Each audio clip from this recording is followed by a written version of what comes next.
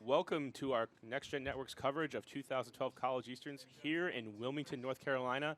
It's a beautiful day outside. Temperatures creeping up into the 80s, and the wind has picked up for the start of this game. Semifinals here at Easterns, Central Florida, facing off against Tufts, two #1 seeds. Tufts out of the New England region, Central Florida out of the Southeast. And Tufts has had an exciting road here so far, winning numerous universe point games to get to this point. And what do we expect to see from Tufts, Mario? You know, Tufts are going to go through their main three guys, Cooper, Hatchet, and Banerjee.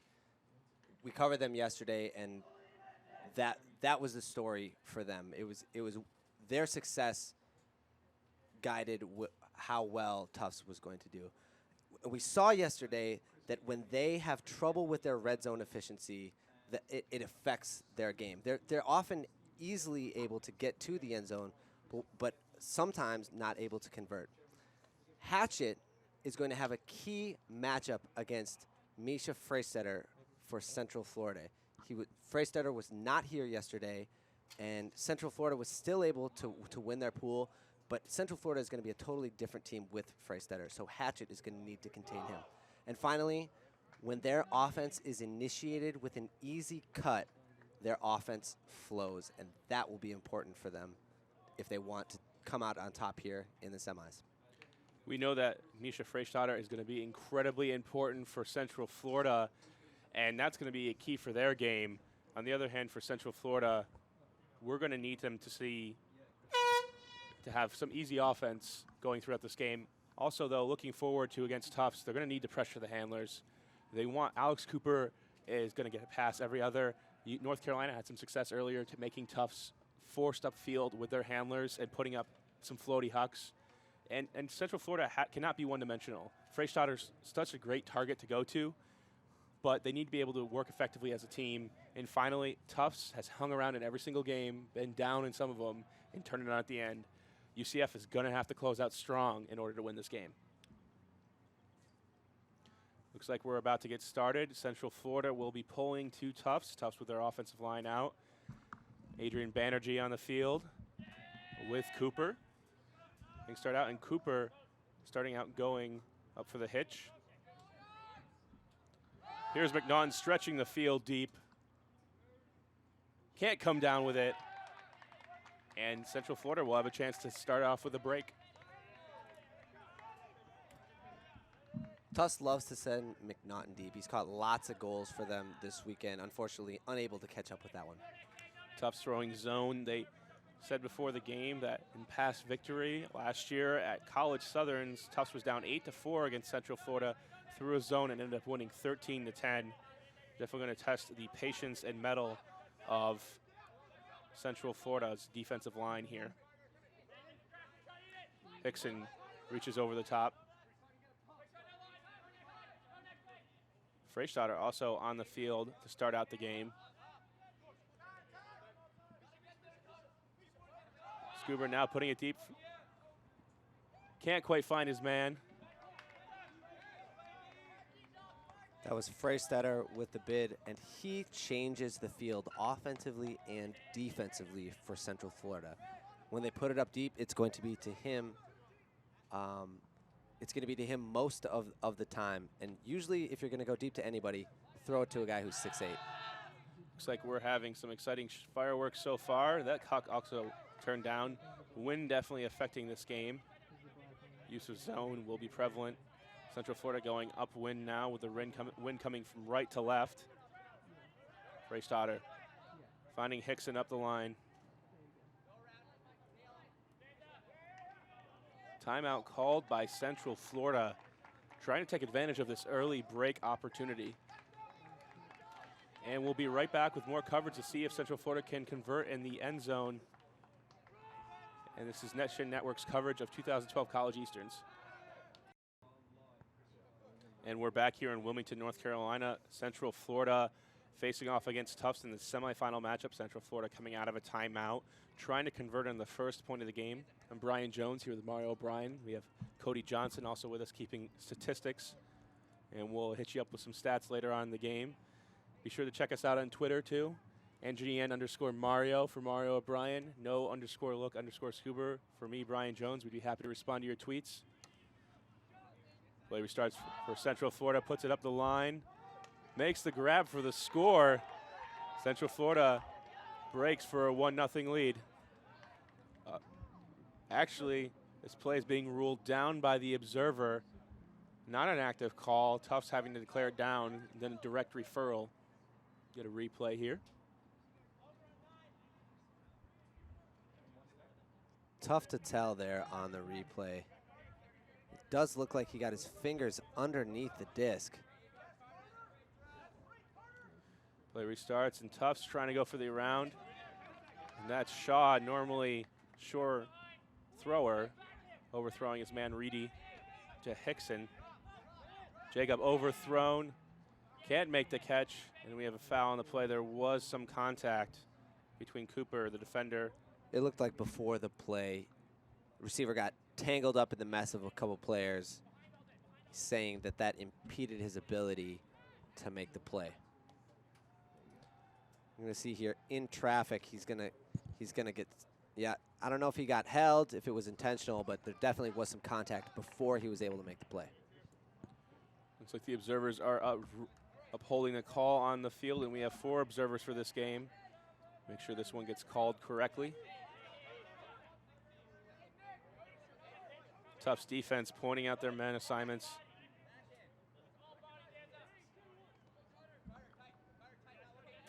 Cooper getting back, and Freistatter coming in underneath, putting it out to space, and Central Florida makes this one count.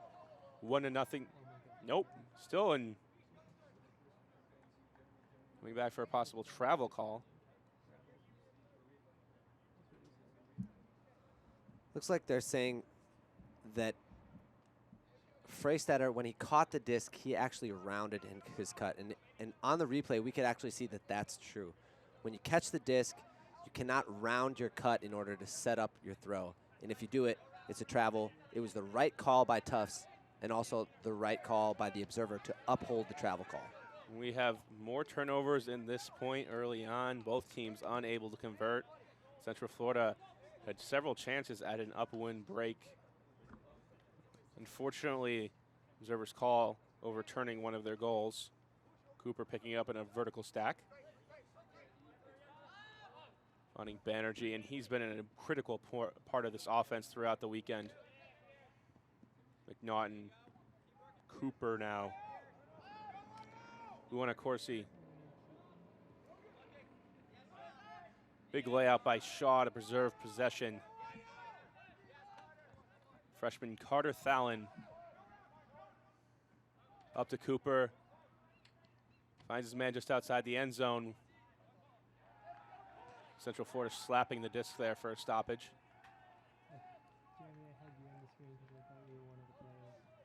Play restarts. Quick dish to Banerjee, and Tufts. First point of the game, and finally, after all of those turnovers, we have Tufts on top.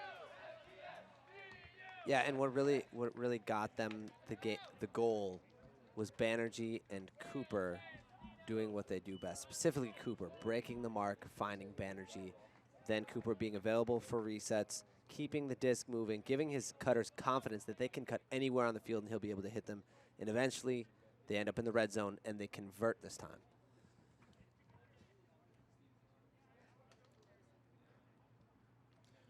Yeah, it looks like this game is going to come down to who can convert after many chances. Conversions efficiency is going to be so important with this wind, and upwind breaks are going to be at a premium. And Tufts is the team that is a bit more experienced with zone. They like to throw a lot of transition zone looks. They play in the New England region, which features not so great weather, even up through regionals. And I think that's an advantage for them. Obviously playing in wind, but also playing against a team like Central Florida, who tends to rely on their athleticism, which is not necessarily a bad thing. It's an advantage that they certainly have. But Central Florida would love calm, cool conditions in which they can just let their athletes overpower defenders in the lanes. Jack Hatchett here pulling. He is going to be the defensive man for Tufts, guarding Freistatter. Also have Tyler Chan, possible Freshman of the Year candidate on the field, has had some great efforts earlier in the season. Interesting lineup here. No Freistatter on the field for Central Florida. Finding Quentin Wharton underneath, foul called on the play. And I wonder if that first point was just a little long and Freistatter just didn't have it in him to play the first 0 point. We saw Nations most of the time. Matt Nations, number 43 for Central Florida, most of the time downfield. Back a little bit early on. John Best, the central handler for Central Florida, making consistent plays, really guiding them up the field against Wilmington. Hatchett trying to get a D on Langdon. Over pursues afterwards. It looked like Hatchett actually almost got a piece of that D. It looked like he was surprised that the offensive player had caught it. Langdon looking up the line for Best. Fakes out his man, and then just a misconnection there. Bettis can't hang on. We saw Best get a little frustrated when we covered their game yesterday. This early part of the game will be important for him to play well, to have confidence going into the end of the game. Vidiello with the disc. Injured yesterday, now playing in this game, putting out the space. Nobody there. Perkins high. Almost gets under it, and we have a call on the field.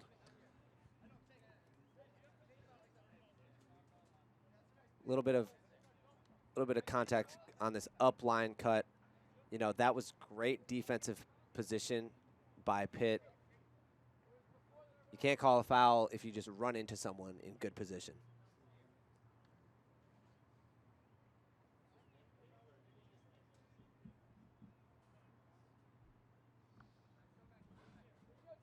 Looks like this one is coming back and will stay with Tufts for the time being. Vertical stack on the field. Chance here for Tufts to break upwind.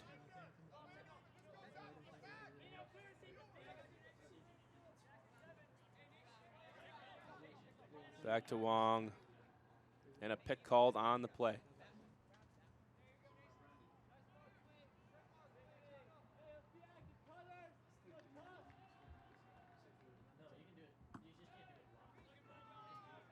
Looking back, and Central Florida forcing a high throw. Wong comes down with it, a big collision.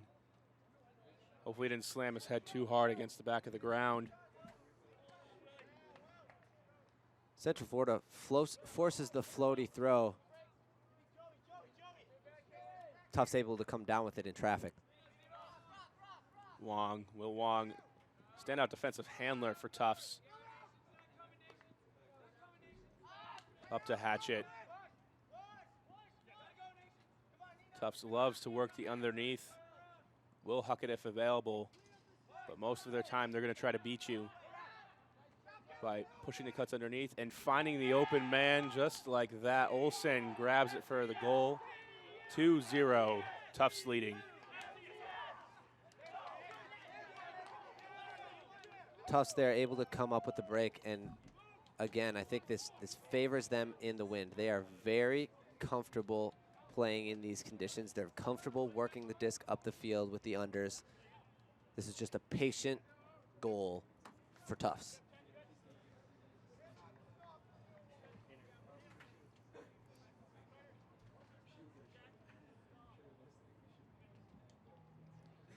Freistatter now coming out on offense. We will get to see the behemoth for the first time on the offensive line this game. Things were looking good for Central Florida. They were going to go up 1-0 for a break, and now 2-0. They're going to have to recover and settle down.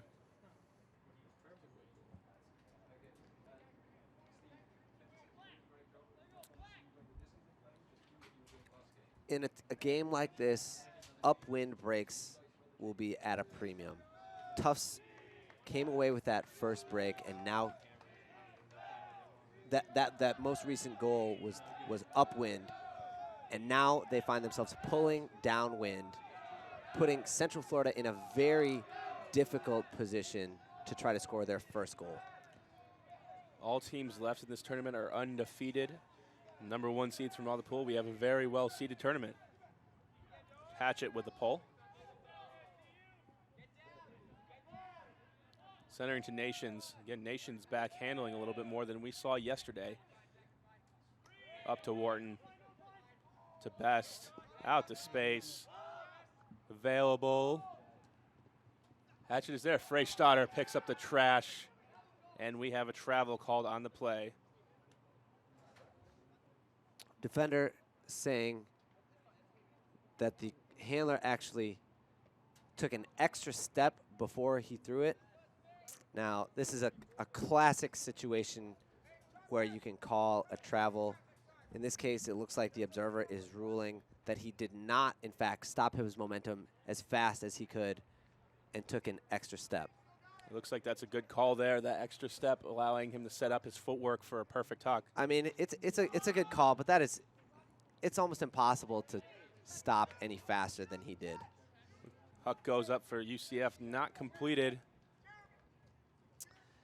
And Central Florida cannot convert early on. Central Florida makes a critical mistake on that one. He got greedy.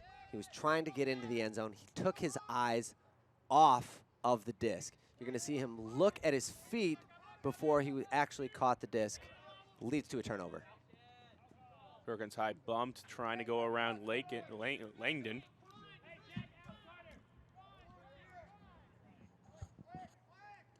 Perkins High. Back to Cooper. Finding Thalen. And freshman, their potential, Pavitt.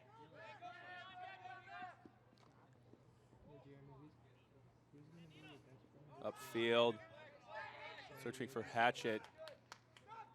Alex Cooper playing about 75% of the points for Tufts all weekend long. Always beneficial. Not the greatest defender. Suspect getting beat deep. And there we see a miscue by Tufts. Cooper was open, just overthrown. Best finding Bettis.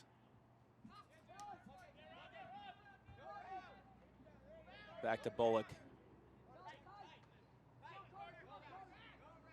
Vertical stack look here for Central Florida. Hatchet giving Freistatter. Yunder is putting it up for Freistatter. Floating in the air. And Freistatter, when he gets 2 hands on it, gets the goal. 2-1 Tufts leads. You know, that's a throw that you only put up there because he's 6'8".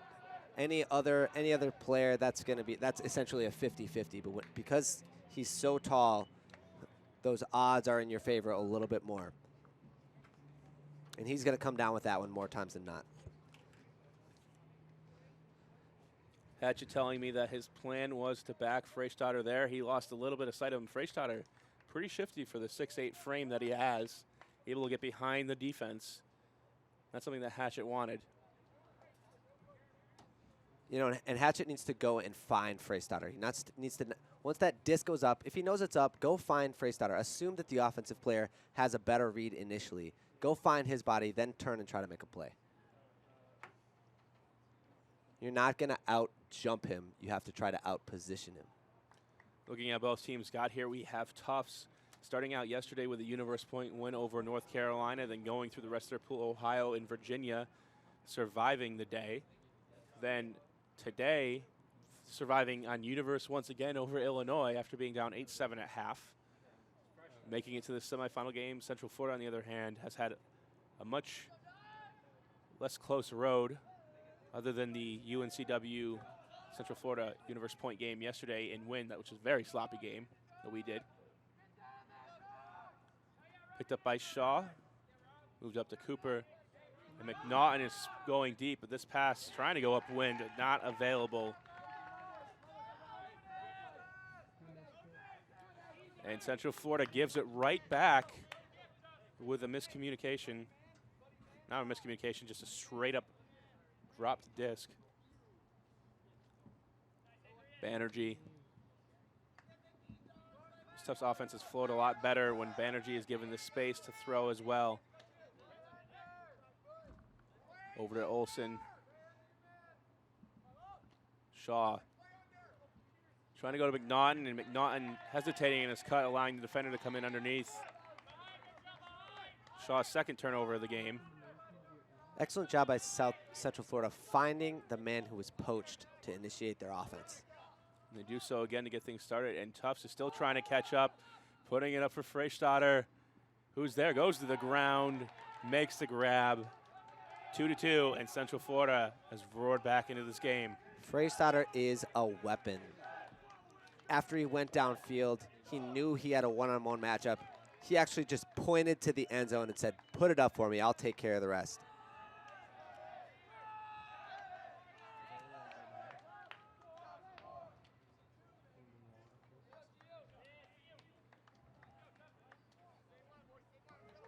Central Florida might not be the type of team who could go deep into a tournament because they're pretty one-dimensional, as we're seeing their goals are going to come through Freistatter, but they are the type of team, because they have those stars and that height, they're the type of team who could upset someone. So far, Tufts has not been able to contain Freistatter, as our keys to the game indicated.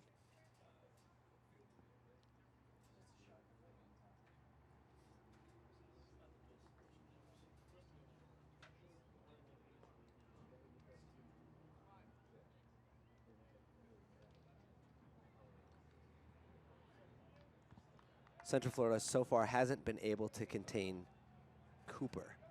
Cooper has been getting whatever he wanted throwing wise. In order to defend against that, you can't try to change the mark.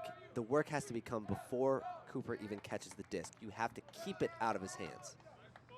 Centered right off the pole, and we see the wind here picking up, gusting a little bit, not really being constant, and Hatchet coming in on offense to try to get things started. And we see Freistatter also matched up on defense with Hatchet. Both ways going at it. McNaughton, Banerjee putting out the space, hanging. Flips it for the goal to Hatchet. Tons of credit here to Carter Thalen. That was not the best throw that Banerjee threw. He's a little upset with himself about the throw. Carter Thalen did an excellent job boxing out the defender to make the catch.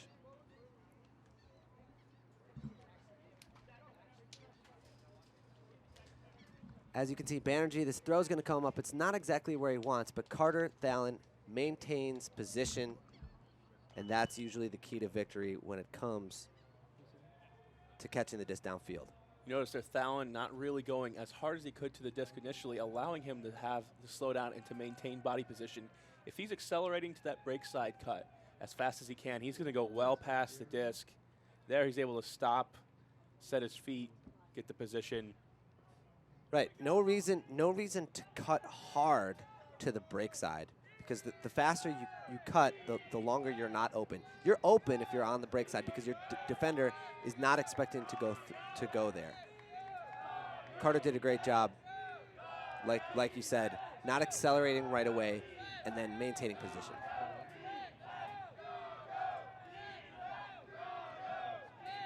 Both sidelines waking up a little bit. Hatchet trying to throw into this wind. A blade down. Best once again picking it up, and we have Tufts throwing a transition zone. You can tell by the way they're counting, trying to stop any pull plays and make Central Florida working up the field. Been impressed with Central Florida's ability to be patient in a lot of ways. Just a lot of their turnovers coming on execution errors throughout this tournament. Langdon back to Best. Still moving around, just trying to find the open man.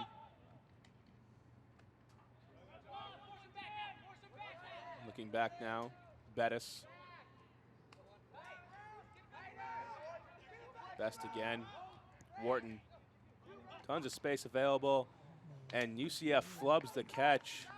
Langdon runs into the observer afterwards. Nice D by the observer there.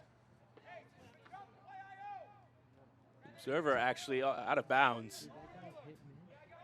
But Mitch Dangler getting the best of Jeremy Langdon there.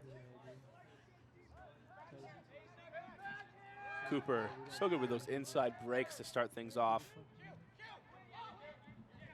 Hatchet with a snag over his defender, putting this one deep. Olsen makes the catch. Puts it out too far. Looks like his meter was full on that one.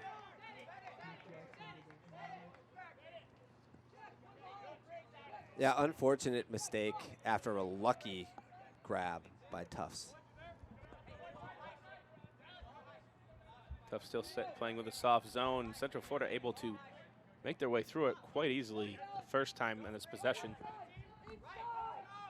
Finding a wide open Langdon. Nations. Finding the space. Valentine. Putting it deep. Valentine comes down, but an excellent throw from Bullock. 3-3, this game is tied. Yeah, Bullock has really impressed me this weekend. Most of the time it's been with his quick throws, his inside-out breaks, but there he makes an absolutely perfect put to space for the goal. Valentine coming down with it. Just know early on in this game, it has been a game of miscues so far. Tufts with 5, UCF 3, and when we mean miscue, we mean a turnover unforced by the defense. Really just Tufts just throwing it away early on, not executing on the fundamentals.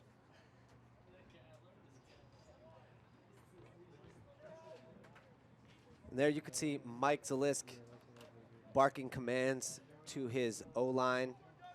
Talked to him a bit before the game. He said this game, he said, I'm not worried about who Central Florida is or what they got. I'm worried about us. We're going to focus on ourselves, and we know that we ultimately determine our own destiny each point, each half, and each game. If we execute our game, we can win. For score update on the other field, we have Pittsburgh leading 6-3 over Stanford. Looks like they're still rolling from the momentum over their win over North Carolina in the quarters. Cooper, side stack, and Hickson just absolutely bowls over Piers McNaughton. Puts a shoulder into him. That's TMF-able. Hickson absolutely clears out the smaller McNaughton. Cooper. Banerjee starting off the offense. Finding Fallon. Right now these cuts are contested. Buonacorsi. Putting up the space. Foul called on the play. Fallon is taking his defender for a tour out there right now.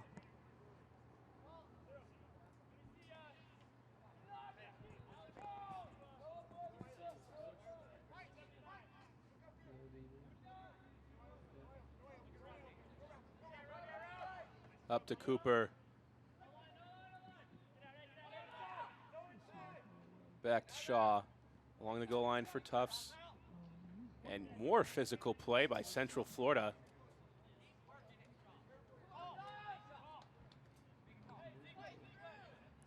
No attempt to make a play on the disc. No attempt to give disc space. Freistatter. It was a foul. This time he's able to come away with the block. That long reach. So hard to defend against. Putting it deep, this one hanging. And nobody can come with it, down with it. Hickson calling the foul. Hickson may have had a hand on his back while he made the attempt to make the catch. That's a tough call to accept if you're a defender. Freistatter putting up the hospital pass in the middle of the field. There you can see the hand in the back. Hickson may have a case to make here. Alex Cooper coming in, trying to box out Hickson, but you can't put a hand in the back, but we're going to see no foul called. Just hard for the observer to see what's going on in that mess of players. You know, and I think the observers just said, you know what? It was a wolf pack. Everybody was in there. There's going to be contact. No foul.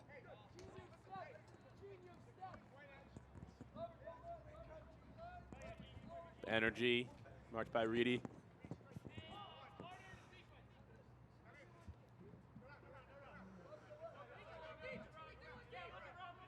Looking for Thalen underneath, not available. Putting the break to space. That's a nasty throw by Banerjee. Buna Corsi.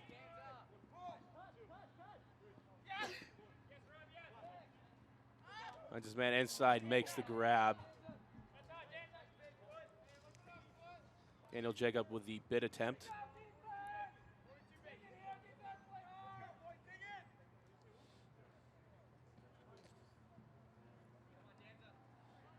Play restarts, and Tufts loving the break so far, up to McNaughton.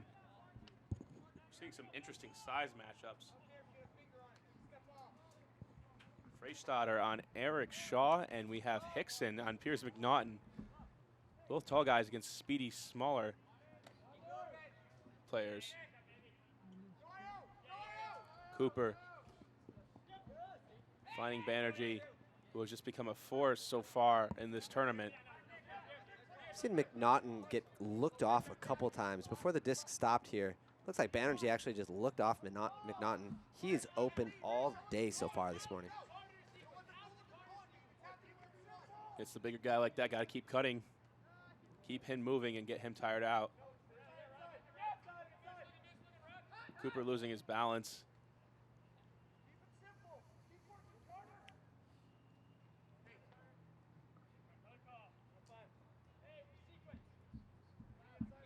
Tufts has open receivers. They just seem to not be looking in the right direction when they're open. Putting it at the space. Banerjee with a creative throw to the back of the end zone. The IO flick. Visionary for Banerjee. That couldn't have said it better myself. Having the vision to put that out to space. It's every thrower's dream to have that. Yeah, you can see the defender had absolutely no chance. Hangs his head after the play. And the spike from Tufts. In this game now is at 4-3 Tufts leads. On the other field, we have Pittsburgh taking half 8-3 over Stanford. Pittsburgh just looking. That doesn't surprise me. Pittsburgh was absolutely steamrolling this morning, and they're continuing that momentum in their semifinals matchup, looking to roll into the finals. And they're pretty much competing and trying to make a case that they can get one of those #1 seeds in a pool at Nationals. At this point, if they come away with a victory at this tournament, I don't think there's any way you could say that they don't deserve maybe the one or two spot in the nation. Probably not the #1 with Oregon coming away with two victories at the two biggest tournaments of the year. But Pitt's certainly deserving of the number two if they're certainly able to come away with victory here. Tough zone forces the throw they want, but Central Florida picks up the swill. Back to Best. Over to Bullock. Another hammer, reversing field well. And this wind, while swirling, has calmed down a little bit for the time being. Over to Bullock, finding the open man, wide open. And that's as easy as it gets. 4-4. This game's tied once again. Now I'm going to give the credit for this goal. He's not going to show up in the stat sheet, but the credit for this goal goes to Bullock about 5 passes before the goal happens. He throws the hammer, which changes the angle of attack, doesn't allow the defense to set, and after that, it was all easy passes, wide open for the goal. Bullock, the key to that goal there for Central Florida. A lot of it for zone defense, and if you're playing in the Cup, is a lot about playing as a unit and being comfortable. And if you can't get set and figure out your spacing early on and have that you're kept on your toes, it's very difficult to come back, run around the field, and get set completely and have everybody accounted for on the offensive side. Central Florida doing very well there, moving the disc quickly. Lots of different ways to beat a zone. Overs, the overthrow is the throw that can lead to a goal most quickly. It's also the most risky throw if it's not your best throw, but in that case, it led to a goal.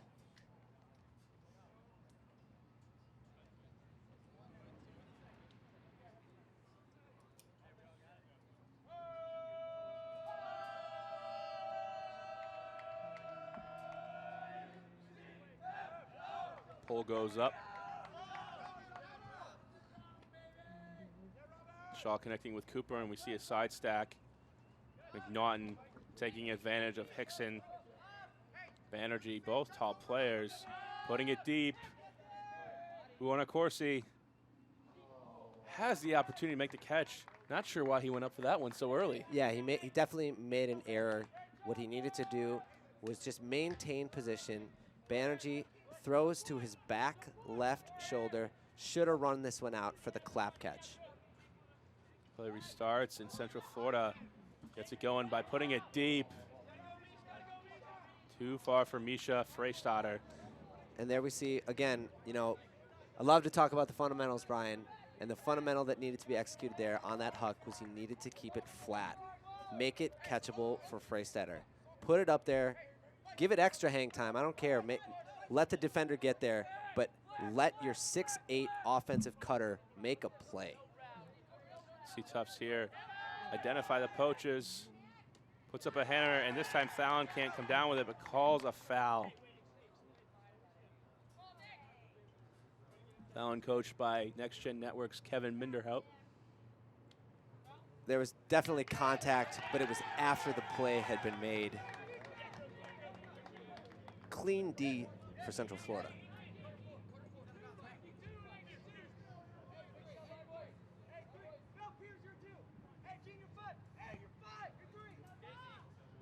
And Central Florida, Reedy.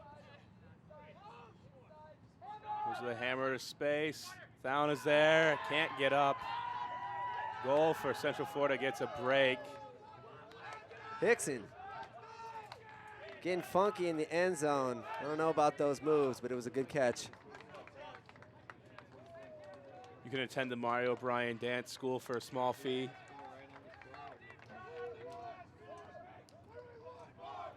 Nonetheless, beautiful hammer over the top, great identification. And when you have Hickson, you have the height, you put it high. And the moves to celebrate.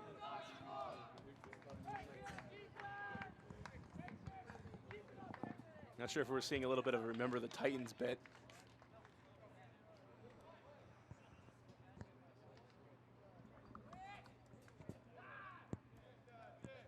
Nonetheless, Central Florida breaking what we would say upwind, and we might see some storm clouds enter in the distance.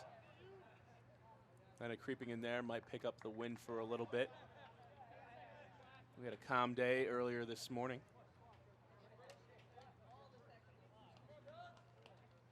Relatively humid outside today, but the rain has held off and all the weather concerns for the most part. We've had one lightning delay in pool play. Games were able to keep on going.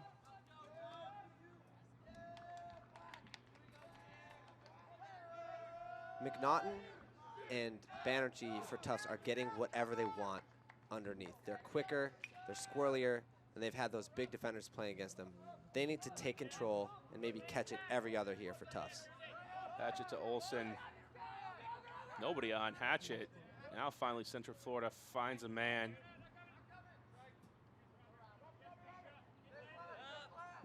Shaw goes up. Interesting strategy by Central Florida again to have the big guys on the smaller men. Vidiello cannot hit McNaughton upfield.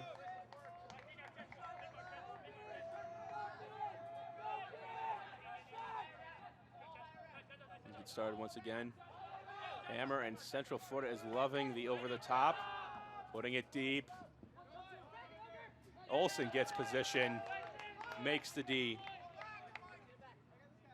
You know, if that's Hickson or Freistadter, that's the right put. To anyone else on Central Florida, I don't think that's the right throw. McNaughton finding Hatchet underneath. Hatchet again, mostly a D-line player coming in here in offense, putting it deep. Too far for Banerjee. Hatchet got a bit excited there. He actually made a great cut to get open.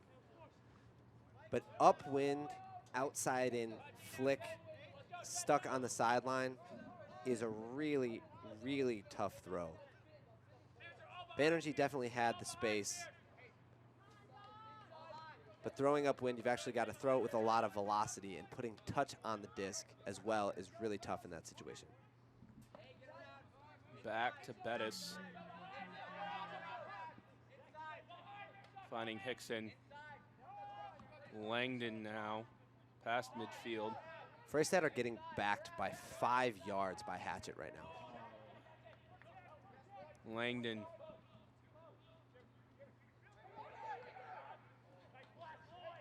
Trying to find his man back. Hammer over to Freystadter. Makes the grab, going to the ground. Central Florida having a break party here. 6-4 they lead. Freystadter with his 3rd goal of the game. Central Florida did an excellent job just taking what was given to them. That throw, yes, a difficult throw, but again, you're throwing to Freystadter, who's going to make that play for you.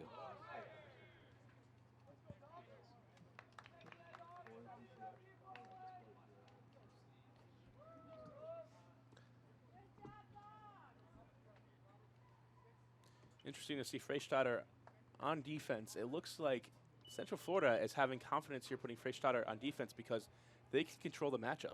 There was actually Shaw having to guard Freystadter on the turnover, and thus he has a guy who's mostly handling, and Tufts needs to know that either switch there or just convert on offense and get this going. Right now they're making mistakes and trying to force things deep. So far haven't had completed 1 out of 6 hucks in this game, even though McNaughton and Banerjee are having all day open underneath. I also at this point, it comes down to your coach recognizing what's working and what's not working. With Freystadter giving Shaw a little bit of fits on the handler side, maybe taking Shaw out of that handler spot, bringing somebody else in who has a better matchup would help smooth things over for this offensive line. Shaw back to receive once again. Cooper. Hatchet going deep, and a block on Cooper. Trying to go for the backhand huck to Hatchet. Putting it deep. Central Florida is on a roll. 7-4. Central Florida leads.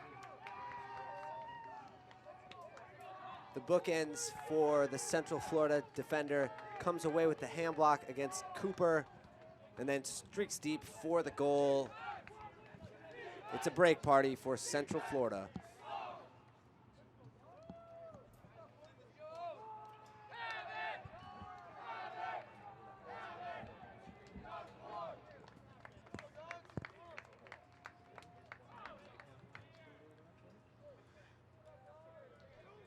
Daniel Jacob wasting no time.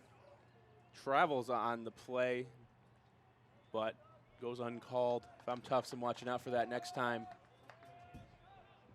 Yeah, and just a perfect throw. I mentioned before how difficult that throw is, and this was just a perfect throw.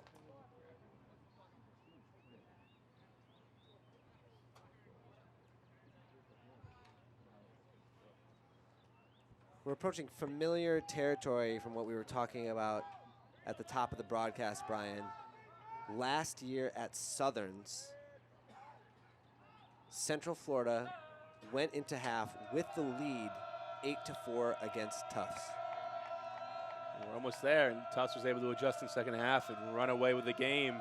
We talked earlier about Central Florida having to close, and it's not just a factor of Central Florida blowing that lead last year. Tufts is a team, an experienced team that knows how to raise their game and figure it out once the game goes on. Hatchet with a spin move to get open.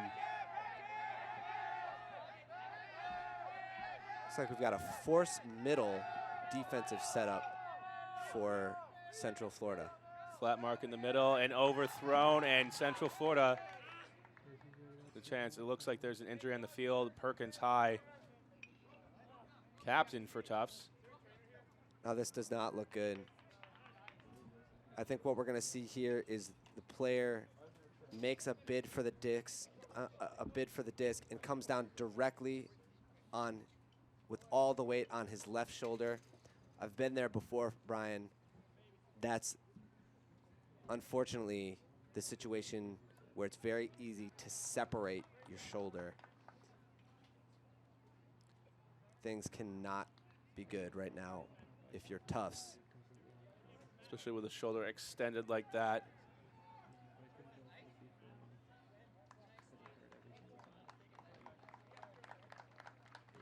Really holding that left shoulder up and clutching the shoulder, and it must be separated. There's only one injury where you do that. As you can see, he's grabbing his shoulder as he's walking off. When you separate your shoulder, there's a joint called the AC joint that actually holds your shoulder to your collarbone, and in the separated shoulder, that joint, that tendon actually gets lengthened or gets stretched out. Normally that joint holds those two bones right next to each other, and it's terribly painful and awkward. Best. Coming in, trying to get the break for half. Going up the line, Reedy. Back to Best. Goes for the swing to Jacob. Puts it to space. Wharton for the goal. And right now, Central Florida takes half, 8-4 over Tufts. 8-4, here we are again. What? Central Florida with the lead, 8-4 at half. Windy conditions. Could we see a repeat of the same thing that happened last year? I don't know, Brian. We'll have to see. This is Next Gen's coverage of Eastern's 2012. Brian Jones, Mario O'Brien, Next Gen Network. We'll be back with the second half.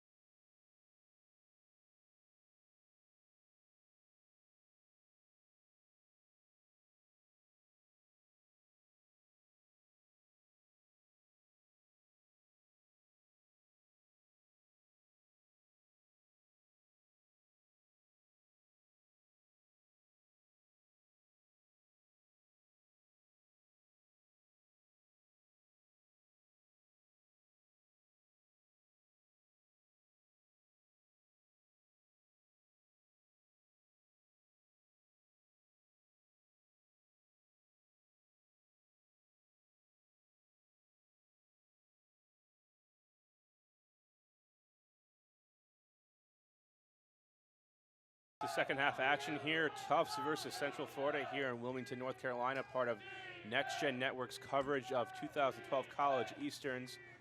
I'm Brian Jones here with Mario O'Brien. Today's game's encoded by Elemental Technologies, providing video processing solutions to deliver streaming content to any screen, anytime, anywhere, all at once. Seen an exciting game so far with Central Florida dominating this first half, going on a string of breaks to go into halftime. Mario, what adjustments do we have to see Tufts makes here?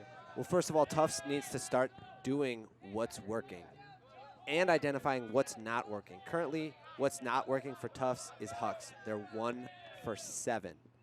Defensively, they need to do exactly what we're seeing right now. They need to run a little bit of junk, a little bit of zone, so that they can get opportunities like that one where Central Florida isn't necessarily relying on their athletes to get open. They're actually having to think and try to get goals by being creative with their throws. Right there's zone defense coming out for Tufts. Looks like they got a turn. Injury on the play. Will Wong hitting his head. Eric Shaw coming in. Tapping the disc in, and Tufts getting just what they need to start at the half. Turnover, let's see if they can convert. Cooper. Looking for an option. Hatchet just along the goal line. They need to be patient on the goal line. No need to force a throw. Take your time. Make sure you score. Stuffing it into Cooper, makes the catch just outside the end zone, flips it for the goal, and Tufts, just what they needed. And here we go. Tufts comes out with a break. Give all the credit to Wong with the D.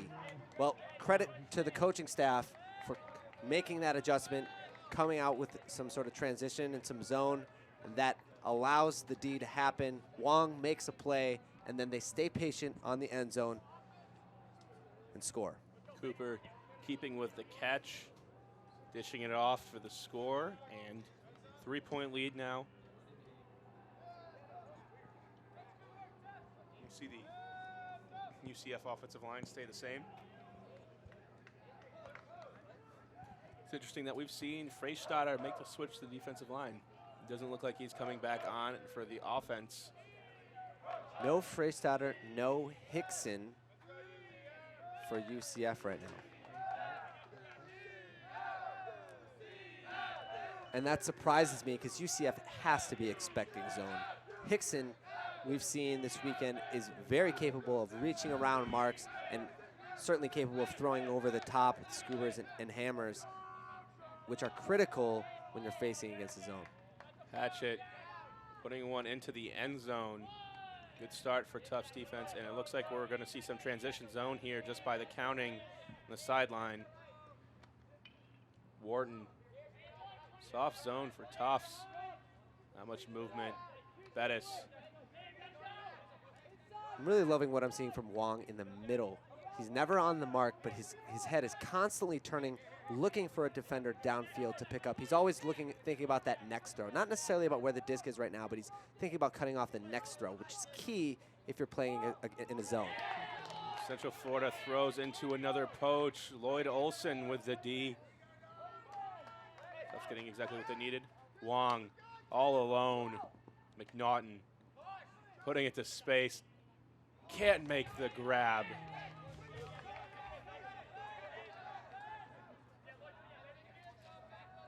That play's got to be made at that point.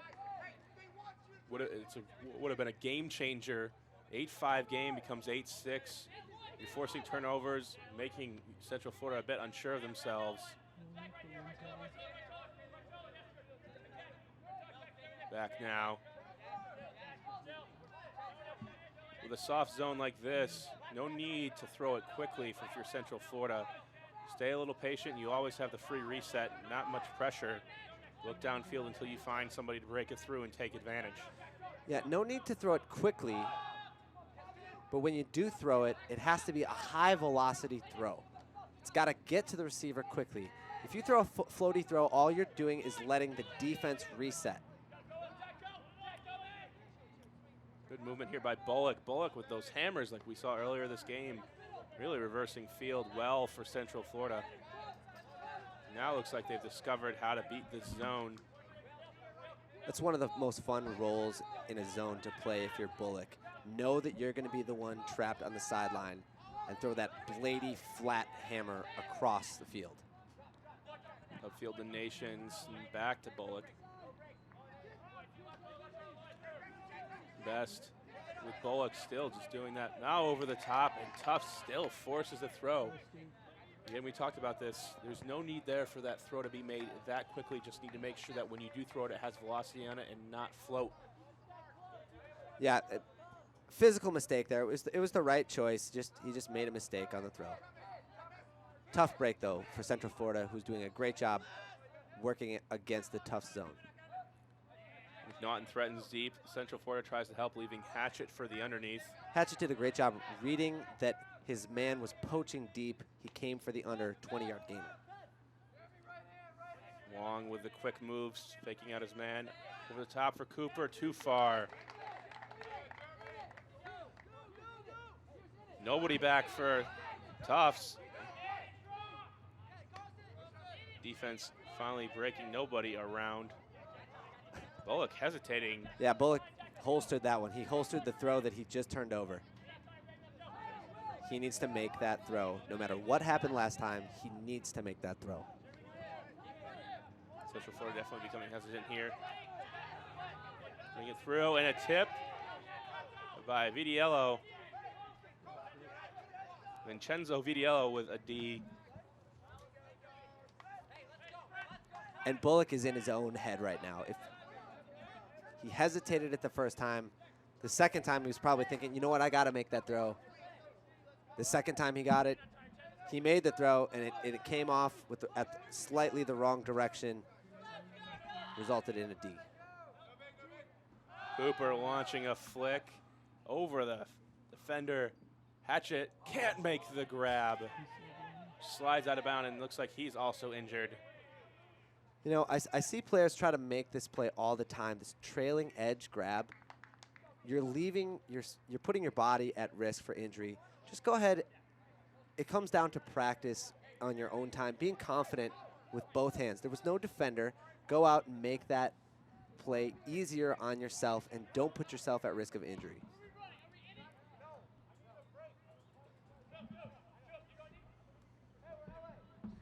Yeah, we see Perkins High back in the game after that separated shoulder.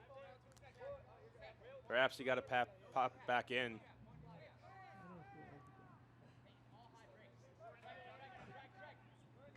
Up to Bullock. Freystadter. Now in the substitution for the injury. Bullock to Best. Finding Freystadter. With Hatchet not in the field, Freystadter is free to roam. Finding the space. Langdon. Best. Trying to run a give and go. Instead goes back to Bullock. Central Florida doing a good job of dumping and swinging here. Finding the break. Gets it to Langdon for the goal. Central Florida holding here 9-5. And that's a 2-point swing if you're Tufts. Remember, a few turnovers ago, Tufts was knocking on the door for their second break in a row. Unfortunately, they had 2 drops in that point, one on a huck, one in the red zone. Central Florida able to come away with the goal here, but Tufts needs to make those plays if they want to come back. There's very low margin for error when you're coming back from a 4-point deficit at halftime. Good news for Tufts is their ability to get to turnovers so far by forcing zone, forcing bad decisions. Specifically in that case, though, they just gave up an upwind goal.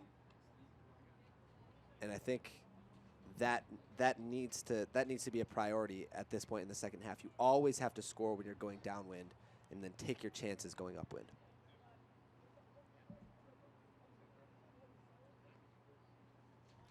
And if you have any questions about this game, we have Mario and I on Twitter. I'm no_look_scuba, and we have Mario on NGN_Mario. Questions, comments, concerns? Cooper.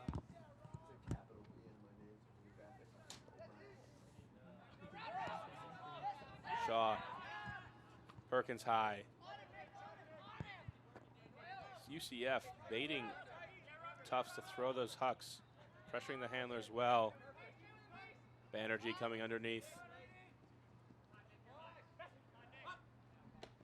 Perkins High.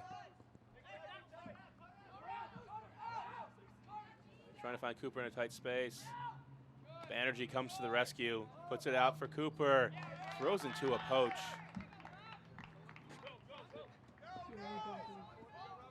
Freystadter going deep, double covered, not in your screen, but 2 defenders ran with them. Need to find open poach. Putting it deep, not hesitating. Overthrown. Good positioning by Perkins High.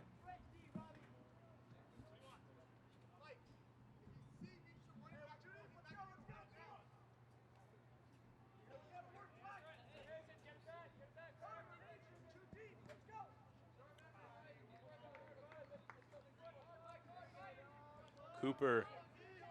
Tufts needs to convert here in order to really stay in this game, and Banerjee has done a great job cutting, turning his man around, but throws it away.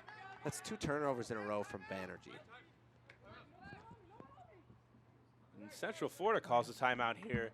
I was going to say that Tufts is the team in need of a timeout. They're the ones throwing everything away at this point and just look mentally out of it. Is not in the game, not making the right decisions. You know, and this is actually what we saw from them yesterday, and it's the reason that they're in so many close games. I don't doubt that they're oftentimes the more talented team in the game, but their execution is limiting their ability to run away with games. And here, it's limiting their ability to even give themselves a shot at winning the game. And we'll be right back. This is Next Gen Network's coverage of 2012 College Easterns. And we're back here in Wilmington, North Carolina for the semifinals of 2012 College Easterns presented by Next Gen Network. I'm Brian Jones here with Mario O'Brien. Central Florida knocking on the doorstep for a 10-5 lead. Tufts needing to try to hold here, get this possession back. Hickson, after the timeout, throwing to Freistadter. Moving it around, just around the end zone. Freistadter's got a mismatch right now. He's got Cooper guarding him. He just needs to holler at his handlers and say, hey, just wait for me to get open, put it up in the air, and I'll take care of it. Jacob. Looking back, Banerjee stuffing the handler, putting it out to space. Hickson using his size to reach out. Putting out to space, nobody home, and Central Florida with a 10-5 lead over Tufts.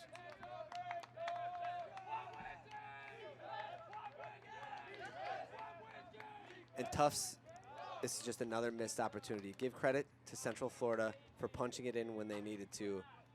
But truly, Tufts has to be disappointed in their ability to execute down the stretch and give themselves an opportunity to come back in this game.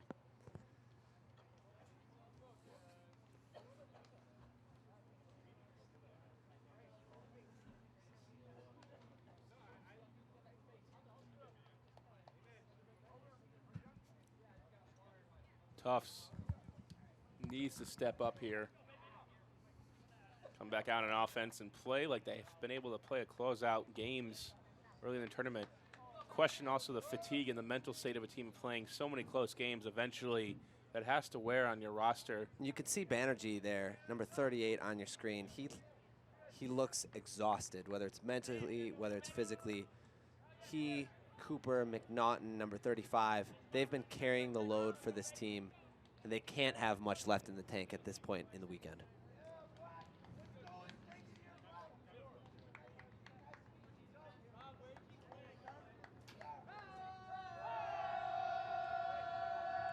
Central Florida getting hyped up. Tufts needs someone to make a play. Shaw centered to Cooper. Hatchett back in the game after his injury. McNaughton was available. Hatchett hesitating. They've looked off McNaughton a number of times in this game. So getting up to him now. Finally, midfield, Banerjee. And this is the Tufts we're used to seeing. Get the flow started. Give it to Hatchett. Round to Cooper, floating in the air. Comes down with it. Banerjee just around the disc. Inside break. Putting out for the easy goal for Buonacorsi. And Tufts making it look easy for one possession. That point was Banerjee all day. He had a critical cut that gained him yards up the line. He came up with the grab, picking up the trash on a poor dump throw, and then makes the throw that truly opens it up. You're going to see him make the grab, always looking at the break side, reaches out with this pivot foot you're going to see here, and slices this IO forehand, which leads to the goal. When you're It's not showing up in the stat sheet, but the reason that goal got scored was Banerjee. When you're 1 for 8 for Hucks like Tufts is, you need to exploit that inside break as much as possible. You're not completing deep passes. You're not completing those hucks. You have to find a way to come in underneath, and you're not. And the force side is going to be taken away by defenders. Sometimes. On that point, they worked it all the way down. But agreed, though, Brian. Agreed. You got to work that break side as well. After a point like that, Central Florida's going to say, they just worked it down the open side. We need to take away the open side under, and that's what's going to allow them to hit that break side.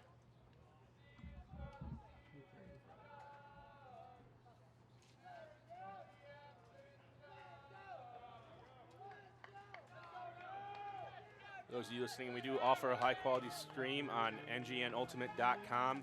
For $10, you can get the high-quality tournament pass under the tournament pass menu bar. Also, video-on-demand archive of all the games we're filming for the Next Gen Network. And Tufts comes out with a 1-3-2-1.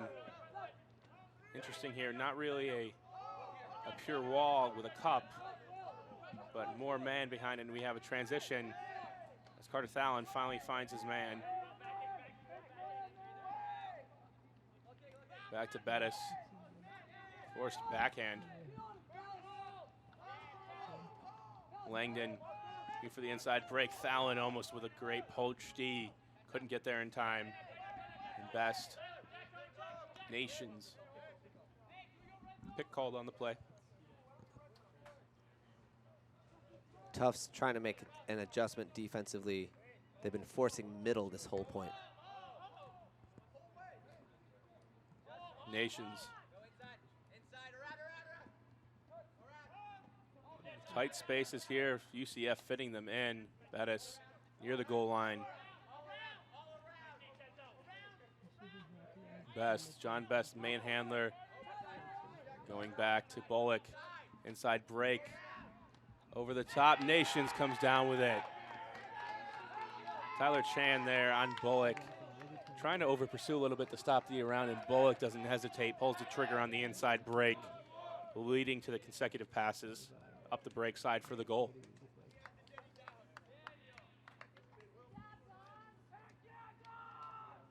Bullock's been hitting the insides all weekend. Again, that's one of those adjustments that if you recognize it, you're going to start making Bullock go to that second and that third option. Keep in mind also that Bullock, the last 2 times that he's thrown backhands on previous points, he's turned it over. Gotta at least take away that inside out forehand. Make him throw a throw that is not gonna hurt you as much and not gonna gain the team as many yards. And also the throw that he doesn't have confidence in right now. It's interesting here. We won't know really here whether or not Central Florida is a contender truly until they face Pittsburgh in this next game. But I have walked away when I walk away from this weekend, I will be impressed no matter what with their ability to adjust. And really, they've employed a dump swing strategy that we did not see at warm-up. They were using Freistatter as their go-to guy in offense. And we've seen a transformation in Freistatter being used on the D-line, intimidating defender, and then gets the matchups he wants when going in on the other way. It's allowed Central Florida to break Tufts so far. Cooper there with an excellent fake, but misses the underneath catch too high. And almost overthrown. Caught by Central Florida. Back to Hickson. Hickson pulls the trigger on the hammer. Cooper's there, but can't come down with it. Central Florida running away with this, 12-6. Central Florida with the mega grab. That could be the nail in the coffin against Tufts. Robert Ballantyne with that mega grab over Alex Cooper on the helixing hammer from Michael Hickson.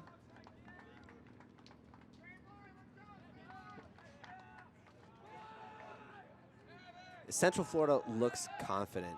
This is the best we've seen them execute. They're taking similar shots to what they took yesterday when we watched them, but the difference here is they're executing. They're coming up with the plays that they need. Bullock is throwing the insides. They've got Freistatter out there who's drawing the best defender and winning the matchup, and they look great.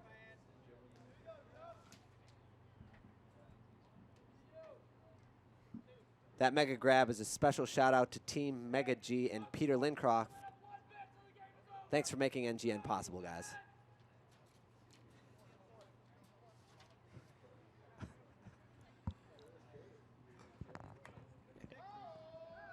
This is the point in the game where if there isn't any chance for Tufts to get back in, it has to start now. There is no time left.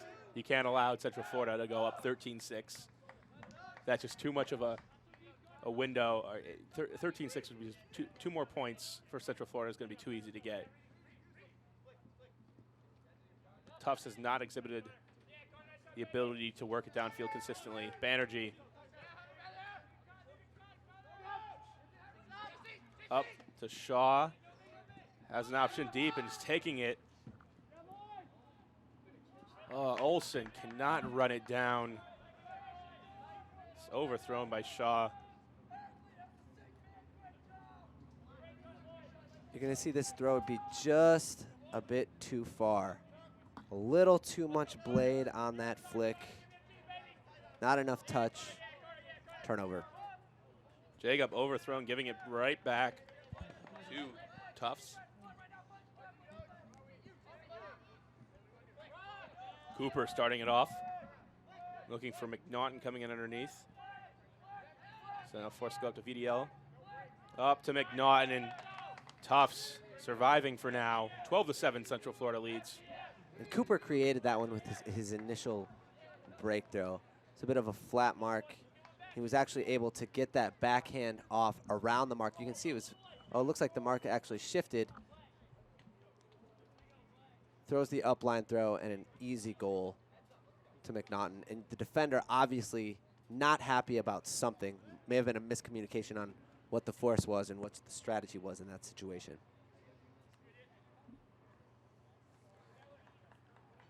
Now we see whatever defense we're going to see for the rest of the game from Tufts. They got to find a way to create turnovers and, more importantly, convert in that red zone. This has been the story all weekend for Tufts. They made it harder themselves against teams that were weaker than them, forcing games to go into later because they were not able to convert on the end line. They've exhibited the ability to get the turnover. You just can't make mistakes like that in semis.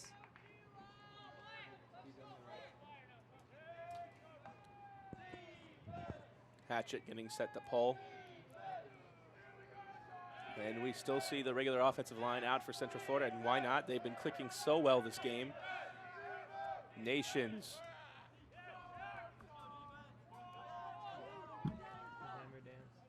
Taking it off the pull. And Tufts is coming out in that zone. That's worked well for them earlier. Back to Best. Trying to force it to Bettis, not looking at his far side handler in Bullock. Hammer to Bullock. Fallon is almost there, and now a give and go. Trying to jailbreak. Tufts is able to recover. Another hammer. With this wind completely dead right now. Not sure that this wind is the way to go. I'm not sure this strategy is the way to go for Tufts. Yeah, and if they want to get back in this game, they need all the help that they can get. The wind would be a big help right now. Tufts trying to force a turnover. Central Florida just dumping and swinging, and occasionally throwing hammers over the top. Smart put there by Best, putting it to space. Again to Bullock. Man in the end zone, flips it for the score. Central Florida, 13-7. You know, there's some great things to look at in that point when you talk about the fundamentals of zone offense. Specifically, there were a lot of great fakes and great throws that set up their ability to gain yards. As we watch this zone, watch how many times the Central Florida offensive handlers fake to create space. The disc moves from one side of the field to the other. Here, that throw goes up into space, gaining yards. Watch the shimmy for the gainer on when it gets back to the center handler. Excellent throw up into space. Here's going to be that shimmy to the flick. And then these are easy throws. This is an easy goal. Excellent technique by Central Florida.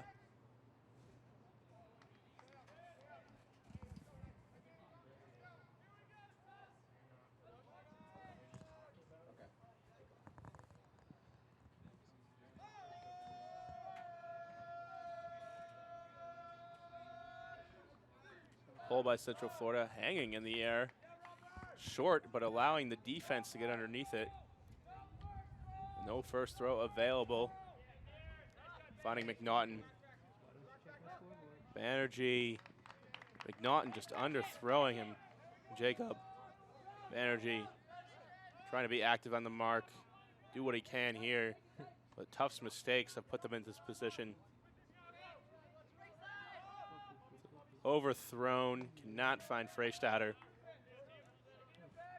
Tufts needs to continue to force Central Florida to throw the arounds. When they throw their when they're forcing backhand and they're allowed to throw the inside-out backhand, that's a relatively easy throw. But in the wind, throwing that flick around is a tough throw. Up to Shaw. Nice high release break from Alex Cooper. Banerjee Finding Cooper. Cooper has not been able to do too much in this game. Now is starting to put on a show with another high release break, this time with a lefty. Putting out the space. Shaw can't get there, and Banerjee has been a bit of a turnover machine here in this second half. His third turnover. Played so well earlier in this tournament. Putting it deep for Freystadter. Just juked his man. Beautiful throw. Runs all the way into the end zone. Could have been stalled the entire time and then overthrows his man. Looked like Freystadter was intentionally running that and expecting a travel call to reset play. I don't know, Brian. I'm confused after watching that play. It's actually been, I've been told, but not specifically by Central Florida, but some teams will do that. Will intentionally run all the way to the end zone to get the travel call to set up their offense. As a huck goes up, McNaughton can't run it down, and Tufts is just, they're mentally frustrated right now. They're not, nothing's working for them. They're not executing. It's hard to walk away from this game other than to say we have to play better, but they need to look at their other games to realize that, hey, this is where we lost this game. This game here, they could match up if they were fresh against Central Florida. But the other tight games have taken it out of them. Jacob. Sliding grab. Freystadter. Upfield the Nations. Valentine can't make the grab along the sideline. Looks like he might have been checking his feet.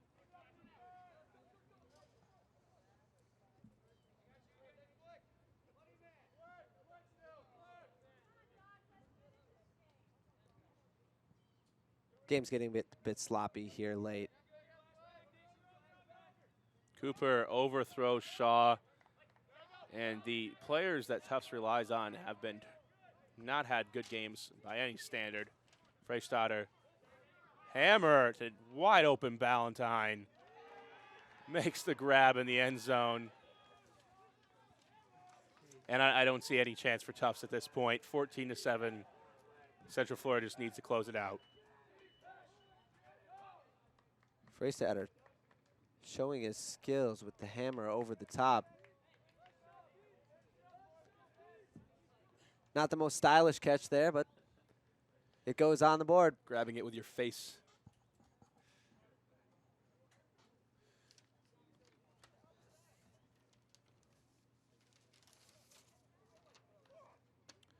It's time for Z's Play of the Game, brought to us by Mark Ziegerdeman. Thank you, Mark, for backing NGN and helping put today's broadcast on the air.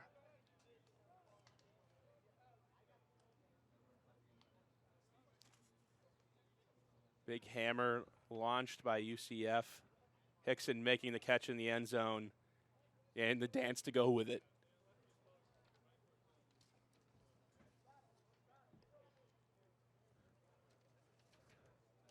Thanks to all of our sponsors and donators for being mega generous and helping us out, making everything possible.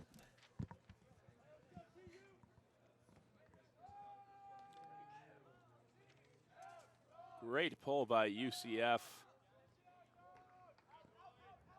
This one, though, going out the back, and you can tell that the wind is dead now because, oh, that flag is not blowing anymore. That's the first pull that we've seen go out of bounds in that direction almost all weekend.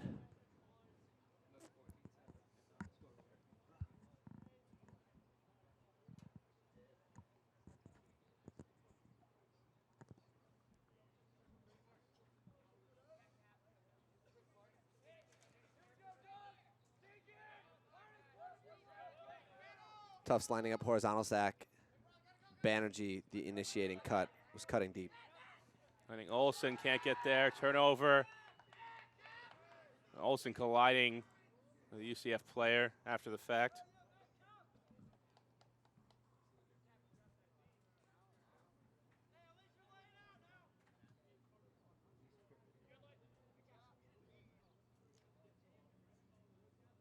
Lots of contact there.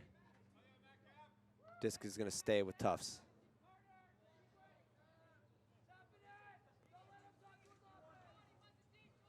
Olsen finding Banerjee. Fallon with the huge grab. Now back, swung to Banerjee.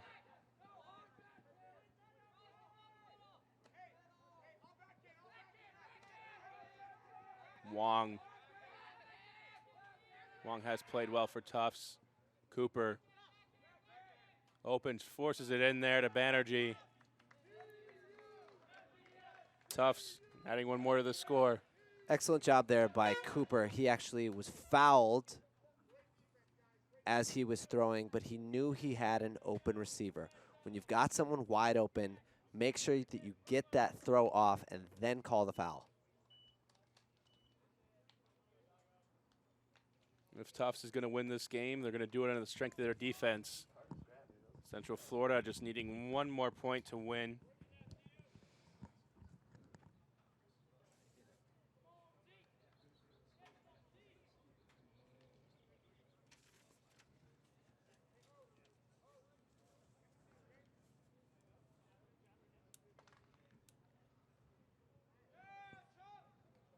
All of our camera work has been brought to you by the wonderful talents of Steve Glosson, Chris LeBlanc, and Jeremy Jacoby. Local Wilmington boys hooking it up here for Next Gen Network.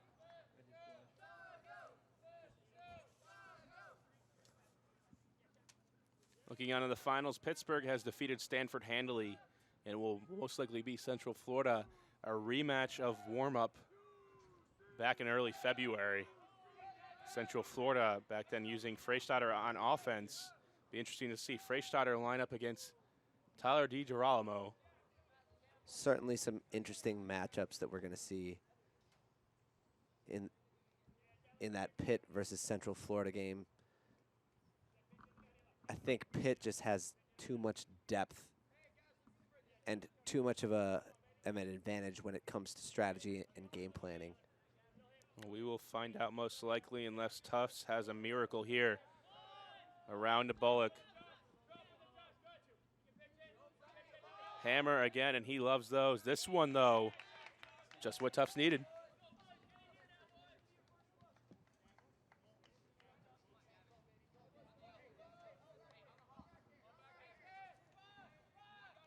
Murphy picking up the disc for Tufts.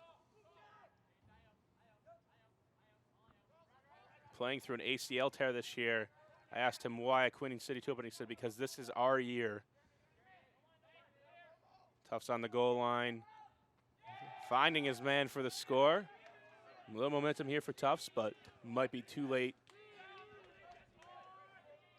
Yeah, it's too late. And if you're a coach, you need to make sure that you're still learning as the game goes on. Had a little breakdown in the dump D coverage that led to that goal. Player actually did a great job stopping the upline cut initially. But what he did is once he stopped the upline cut, he said, okay, I got him. And then he looked back at the disc. The moment that he looked back at the disc, the man he was guarding snuck behind him and made that catch. Your goal as a dump defender, more of the time, is not to get a D. It's to not allow the throw.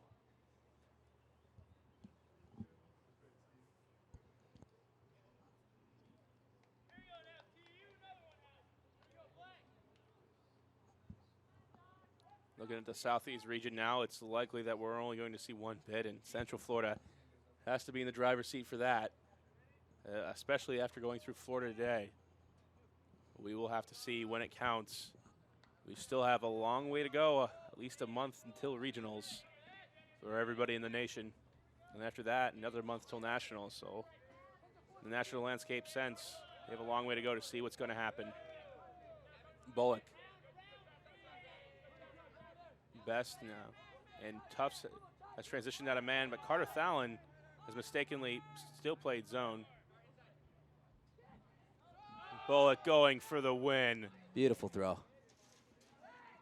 Too far for Langdon. A little too beautiful. No such thing as too beautiful. Unless, of course, you're talking about Mario O'Brien in a suit and a tie. I'm blushing. Langdon trying to track it down. Bullock putting out too far in front. Looks like the wind is actually going from left to right now. We have a switch. Tufts is going to have to go a bit upwind. Hatchet. Deciding put it deep, taking his chances. Fallon goes up but can't make the catch. Best.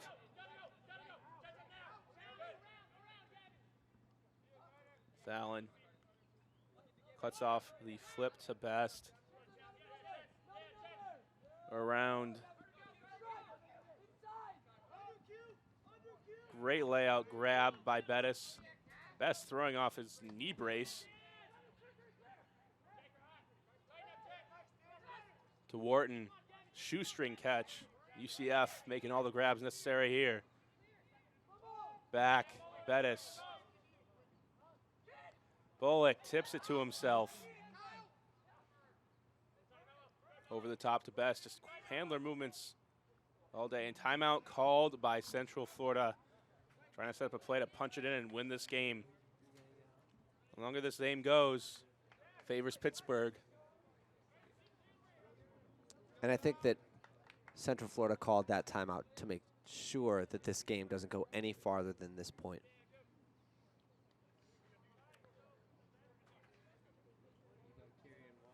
Looking ahead to the next round, Brian, you were at warm-up. What was the story of Central Florida against Pitt at warm-up? Early on, Pittsburgh decided to put DiGirolamo out on defense. They got the first break of the game, and at that point, Central Florida was just overwhelmed. Pittsburgh had an easy semifinal game over Georgia, while Central Florida had finally started to have fatigue set in. They're facing a tough game early in the morning with Georgia Tech, then facing Wisconsin in the semifinals. Central Florida, though, looking more and more like the real deal. They have definitely adjusted from what they were running earlier in the season. They look like a more complete team. Their weakness still seems to be zone. Yeah, I think if guys like Bullock can step up against a zone defense, Central Florida has a chance, like I said earlier, to upset some people at Nationals. Looking back, Bettis.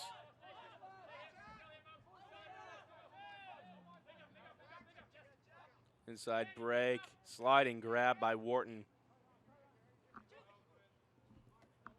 Bettis once again finding Best. Up the line is available. Cuts into the cone, gets the grab, and Central Florida is going to the finals to face Pittsburgh for the 2012 Easterns Championship. Yeah, and Central Florida earned it. They executed, they took advantage of their matchups, and they made plays. And that's what it takes to win in semis. Now, in finals, against a team like Pitt, they're going to have to play a little bit cleaner than they did. Pittsburgh is not going to give you as many opportunities as Tufts did to win the game. It's going to be a battle in the finals. And we'll be back for the finals in about 25 minutes here, 3:30 Eastern time, with Pittsburgh versus Central Florida. I'm Brian Jones from Mario O'Brien, Next Gen Network. We'll be back at 25.